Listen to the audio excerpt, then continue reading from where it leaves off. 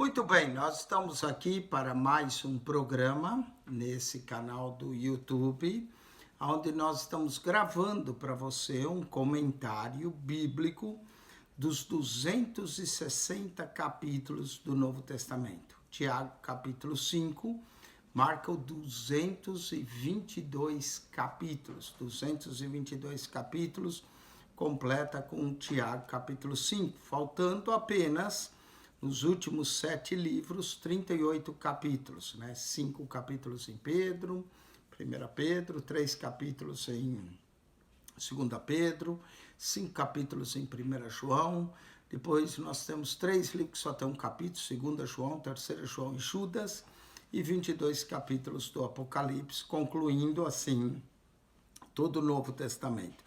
Isso quer dizer que nós já gravamos 222 capítulos para você.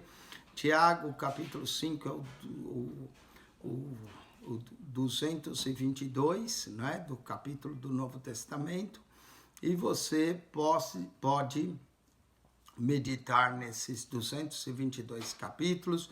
São mais de 250 vídeos, porque teve capítulo que nós gravamos 2 vídeos, mas os comentários em cada livro, a introdução. Então, você tem uma riqueza aí de 250 vídeos para assistir acerca do Novo Testamento. E nós ainda vamos gravar pelo menos mais uns 50 vídeos ainda do Novo Testamento para concluir esse trabalho com a ajuda de Deus, conforme vimos em Tiago 4, que tudo é com a ajuda, a graça de Deus.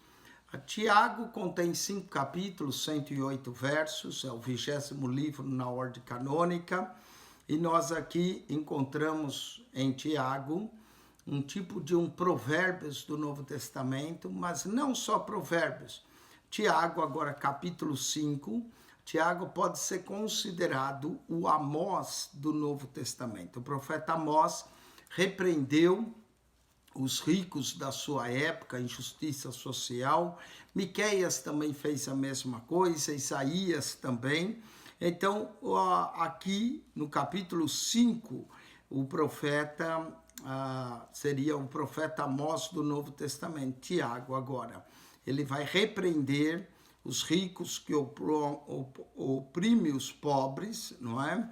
Vai mostrar que as riquezas deles são passageiras, como tudo na vida é passageiro.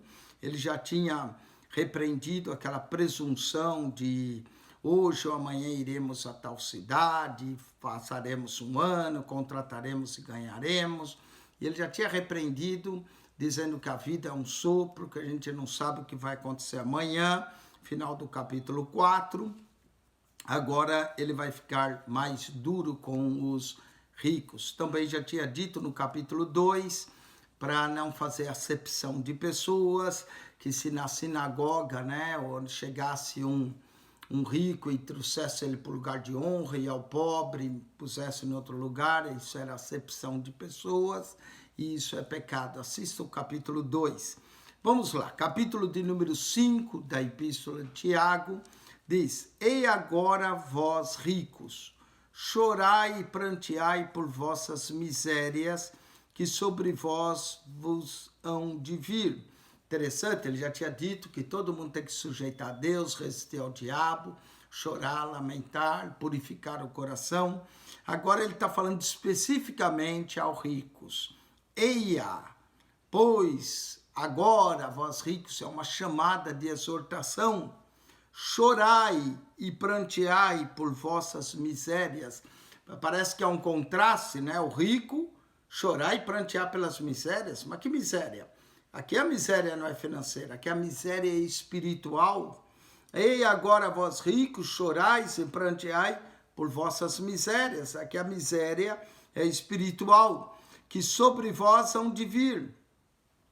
Verso 2, as vossas riquezas serão apodrecidas, e as vossas vestes estão comidas de traça. Uau, ele está falando que com o tempo, toda a riqueza passa, todas as vestes se apodrecem, não é? Tudo é passageiro nessa terra, tudo é temporário. Olha só, o vosso ouro e a vossa prata se enferrujaram. o ouro, a prata deles vão passar.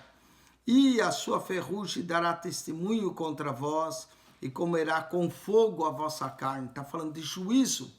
Olha só a lamentação que Tiago traz sobre os ricos, não é? Que o fogo vai comer a carne, entesourastes para os últimos dias. Não é o que o rico faz, entesoura, guarda para o futuro, pensando nos últimos dias. Mas nós não sabemos o dia de amanhã. Eis que o salário dos trabalhadores que ceifaram a vossa terra e que por vós foi diminuído clama. Aqui, Tiago se tornou um profeta da justiça, como Miqueias também repreendeu, né, aqueles que não tinham compaixão dos outros. Isaías fez a mesma coisa, e principalmente o profeta Amós, no Antigo Testamento. Eis que o salário dos trabalhadores que ceifaram as vossas terras e que por vós foi diminuído clama. Isso é uma coisa que é abominação aos olhos de Deus, alguém trabalhar, esperar receber o salário e o patrão não pagar. Isso é desonestidade, isso é roubo, isso é injustiça, e Deus é juiz dessas coisas. Eis que o salário dos trabalhadores que ceifam as vossas terras e que por vós foi diminuído clama, e os clamores dos que ceifaram entraram nos ouvidos do Senhor dos Exércitos, né? O povo oprimido, parece que crente, clamou ao Senhor, porque os ricos estavam oprimindo, e Deus falou, Tiago menciona, Deus ouviu o clamor, entrou o clamor deles nos ouvidos do Senhor dos Exércitos. Deliciosamente viver sobre a terra, e vós deleitasseis e cefasse o vosso coração como um dia de matança. Não era para que os ricos queriam? Queriam dinheiro, festejavam, viviam deleitosamente, roupas finas, não é? Festas, viviam à vontade, enquanto o pobre que trabalhou para ele passava fome, o salário não havia sido pago, e ele estava gozando da prosperidade, do deleite. E Tiago diz, chorai, pranteai a vossa miséria, vossa carne comerá com fogo, a vossa carne. Que juízo terrível viria sobre aqueles homens ricos que oprimem o pobre, e o pobre clama a Deus, e o Senhor ouviu o clamor dos seus trabalhadores. Condenasse e matasse os justos, e ele não vos resistiu. Alguns eram até homicidas, condenavam e matavam o justo, e ele não vos resistiu. E o justo sofreu injustamente, foi morto injustamente. Deus é juiz de tudo isso. Tiago, então, traz uma verdadeira palavra aqui de reprovo, uma palavra de repobro para os ricos, uma palavra de exortação, e manda os ricos lembrarem que serão julgados por Deus, porque Deus, o clamor dos salários chegará aos ouvidos do Senhor. Muito bem, agora no verso 7, Tiago vai continuar falando aos crentes, aos irmãos. Ele vai dizer, sede, pois, irmãos, pacientes até a vinda do Senhor.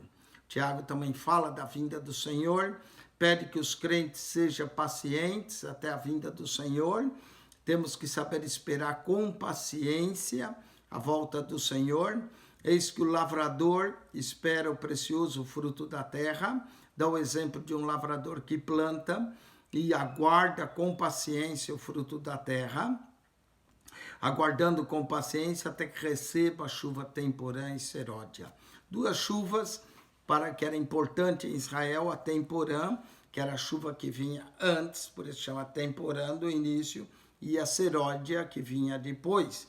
Alguns interpretam também que o Espírito Santo é comparado a uma chuva que cai, e que a chuva temporã foi no dia de Pentecoste, e a chuva seródia será nos últimos dias antes da volta de Jesus. Eles baseiam em Tiago 4:7 para falar que vai haver ainda um grande avivamento antes da volta de Jesus. A chuva temporã caiu no dia de Pentecoste, onde eles foram cheios do Espírito Santo, começaram a falar em outras línguas. Mas como ele relaciona as chuvas aqui, a paciência, com a vinda de Jesus, acredita que haverá uma chuva seróide, um derramar do Espírito Santo de forma maravilhosa, um grande e último avivamento antes da volta de Jesus. Mas ele está falando aqui, o ponto dele é a paciência. Verso 8, sede vós pacientes, paciência, na vossa paciência, a Bíblia diz, possuí as vossas almas. Sede vós também pacientes, fortalecei o vosso coração. Nosso coração se fortalece no Senhor, porque já a vinda do Senhor está próxima. Todos os escritores escreveram sobre a vinda do Senhor. Paulo escreveu em suas epístolas, Hebreus fala que a vinda do Senhor está próxima, a epístola de Tiago, Pedro fala da volta do Senhor, João fala do amor, mas também de alguma forma fala da vinda, Judas e o Apocalipse. Todas as epístolas mencionam a volta do Senhor. 318 vezes no Novo Testamento fala da volta do Senhor. Então, sede vós também pacientes, fortalecei o coração, porque já a vinda do Senhor está próxima. Irmãos, não vos queixeis uns contra os outros. Ele já tinha dito no capítulo 4, irmãos, não falai mal um dos outros. Agora, no capítulo 5, verso 9, irmão, não vos queixeis uns contra os outros. Parece que havia crentes queixosos naquela época, que ficavam se queixando dos irmãos. Oh, irmãos, coisa terrível, já é falar mal de um irmão e ainda se queixar do irmão, ficar com queixa. Para com isso, irmão, não vos queixeis uns contra os outros, para que não sejais condenados, tá vendo? Tem muito crente que vai perder sua salvação por falar mal do irmão, falar mal do pastor, dos obreiros. Cuidado para você não perder sua salvação. Cuidado para você não ser condenado. Olha só, irmão, não vos queixeis uns contra os outros para que não sejais condenados. A condenação na língua, ele começou lá no capítulo 3, assista o comentário do capítulo 3, assista do capítulo 4, verso 11, que a gente fala, e agora no capítulo 5, verso 9, ele diz, irmãos, não vos queixeis uns contra os outros, para que não sejais condenados. Eis que o juiz está à porta. O juiz é o Senhor, na sua vinda, ele vem para julgar, ele não vem como na primeira vez, que ele veio como servo sofredor, sofreu. Dessa vez ele virá como rei, como legislador, julgando os vivos e os mortos. O juiz está à porta. Atentamos para a volta de Cristo, para a vinda do juiz, fortalecendo o nosso coração e não vivendo em queixa contra os irmãos ou falando mal um dos outros. Meus irmãos, ele vai dizer de novo, tomai por exemplo de aflição a paciência dos profetas. Como os profetas sofreram, a paciência deles, Jeremias foi lançado num calabouço, mas Isaías foi cerrado no meio. A paciência dos profetas, Daniel foi lançado numa cova de leões, não é? Toda a paciência que falaram em nome do Senhor. Eis que temos por bem-aventurados que sofreram. Existe uma teologia no Novo Testamento do sofrimento. Jesus também disse, bem-aventurados sois vós quando vos injuriarem e mentindo disserem todo o mal contra vós por causa do meu nome. Pedro também fala que é agradável diante de Deus que nós sofremos injustiça. E aqui Tiago diz a mesma coisa, esses que temos por bem-aventurado os que sofreram. A vida cristã é uma vida chamada para o sofrimento. Paulo diz a Timóteo, sofre comigo as aflições de Cristo, como bom soldado de Jesus. Nós somos chamados para sofrer, não é? Tem gente que acha que a vida é um mar de rosas. De forma alguma, Jesus disse, no mundo tereis aflições, eis que temos por bem-aventurados que sofreram. E aqui o maior exemplo de sofrimento é Jó. Ele vai usar o exemplo de Jó. Ouvis qual foi a paciência de Jó? A paciência de Jó. Olha, não tem ninguém na Bíblia que sofreu tanto como Jó. Talvez Jesus Cristo é o seu exemplo de sofrimento acima do de Jó, não é? Ouvis qual foi a paciência de Jó? E visse o fim que o Senhor lhe deu. Qual foi o fim de Jó? Jó recebeu tudo em dobro. Jó foi abençoado. Eu acho interessante, Tiago, ele usa o exemplo de Abraão, ele usa o exemplo de Raabe como exemplo de fé, agora exemplo de paciência e de oração, ele vai usar Jó aqui e depois mais para frente o exemplo de Elias, não é?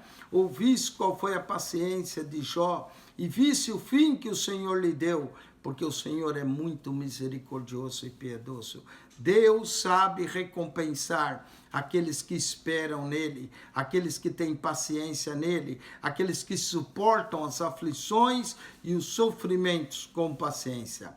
Mas, sobretudo, meus irmãos, não jureis, nem pelo céu, nem pela terra. Aqui, novamente, Tiago se assemelha a Jesus, em Mateus capítulo 5, que diz, não jureis, nem pelo céu, nem pela terra, seja o vosso falar, sim, sim, e não, não, que passa disso, é de procedência maligna. Há muitas coisas similares na epístola de Tiago com o sermão do monte de Jesus, não é? Mas, sobretudo, meus irmãos, não jureis nem pelo céu, nem pela terra. O que é interessante é que Tiago escreveu sua epístola antes de Mateus escrever o sermão do monte. Então, mostra em Tiago algo anterior ao sermão do monte. Mas, sobretudo, meus irmãos, não jureis nem pelo céu, nem pela terra, nem façais qualquer outro juramento, mas que a vossa palavra seja sim, sim e não, não. Similar ao sermão de Jesus. Só que Tiago escreveu antes de Mateus escrever o sermão do monte. Seja a vossa palavra sim, sim e não, não, para que não caiais em condenação. Certamente Tiago ouviu o sermão do monte de Jesus. Tiago escutou, ouviu o seu irmão falar isso e por isso escreve aqui acerca de não jureis. Não é preciso jurar nem pelo céu, nem pela terra, nem façais qualquer outro juramento, mas que a vossa palavra seja sim, sim e não, não, para que não caias em condenação. Tiago está aqui falando da condenação do falar. Sabe, tem muita gente que diz assim, e coisa simples, olha só, pastor, domingo eu vou estar na igreja, e não aparece, não é? Olha só como cai em condenação de palavras. E a pior coisa que tem é um crente que não tem palavra, um crente que fala que vai fazer uma coisa e não faz. E depois as desculpas são as mais esfarrapadas para não ir na igreja. Mas para o trabalho ele não falta, para o trabalho ele está lá, não é? Agora, para as coisas de Deus, aí é relaxado. Eu vou. Eu não fui. Não estava sentindo. Estava cansado. Precisava dormir. Cuidado. O dia que Jesus vier, para você não ser condenado por a sua inconstância no seu falar. Olha aqui que Tiago diz. É Tiago que diz para que não caias em condenação. O crente que diz que vai fazer uma coisa e não faz, já está condenado. Cuidado com as tuas palavras, para que você não seja condenado. Agora, Tiago vai continuar. Está alguém entre vós aflito? O que nós fazemos quando estamos aflitos? Ligamos, postamos no Facebook. Hoje eu estou me sentindo muito triste. É isso? Não, tem que ler Tiago 5,13. Está alguém entre vós aflito? Ore. Irmão, vai dobrar o joelho, vai orar. Tem muita gente, hoje eu estou triste, lá no Facebook para ver um monte de comentário, coitadinho, pobrezinho. Vai orar, irmão, vai dobrar o teu joelho, vai falar com Deus. Está entre vós alguém aflito? Ore. Está contente? Cante louvores. Tá vendo? Tiago dá a solução para a nossa vida. Quando você está aflito, vai buscar Deus em oração. Quando você está contente, não faça lá um churrasco festejando, não. Cante louvores. A forma de expressar a nossa alegria é o louvor. A forma de expressar nossa aflição é em oração aos pés do nosso amado Mestre de Jesus. Ore. Tiago mesmo era um homem de oração. Diz a tradição, quando ele morreu apedrejado no ano 62, havia calos no seu joelho, como de um camelo, de tantas horas que ele passava de joelhos orando. De joelhos orando. Está aflito? Ore. Está alguém contente? Cante louvores. Tá vendo? Tá aqui, ó. A razão para sua aflição, oração. Solução para sua aflição, oração. Solução para seu contentamento, cante louvores, engrandeça ao Senhor. Está alguém entre vós doente? Vamos ver quando está doente. Vai no médico, não é? Toma remédio. Não, olha só a solução para Tiago. Está alguém entre vós doente? Chame os presbíteros da igreja. Chame os presbíteros da igreja e orem sobre ele. Orem com fé, orem pedindo a cura. Hoje já não vem mais cura. Hoje tem crente que vai orar e as pessoas que estão doentes acabam morrendo, não é? Olha só, chame os presbíteros da igreja e orem sobre ele, ungindo com azeite em nome do Senhor. Presta atenção, não é o azeite que cura, mas é a oração da fé, verso 15, salvará o doente. Não adianta ungir com azeite se não tiver fé. Pode derramar o vidro todo de azeite. Se não houver fé, a pessoa só vai ficar lambuzada de óleo. Presta atenção. Unja com óleo sim, mas é a oração da fé. A oração da fé salvará o doente. Não é a unção, não é a extrema unção que salva o doente, mas é a oração da fé. Salvará o doente e o Senhor o levantará. É preciso que a gente tenha fé para orar pelos enfermos. E se nos falta fé, vamos pedir a Deus que tem suficiente para dar para nós. A oração da fé salvará o doente e o Senhor o levantará. Hoje tem crente querendo ungir casa, querendo ungir vidro, parede da casa. Irmão, a Bíblia diz que a unção é para o enfermo, não é? A oração da fé salvará o doente, o Senhor o levantará, e se houver cometido pecados, ser-lhe-ão perdoados. Que coisa tremenda, não é?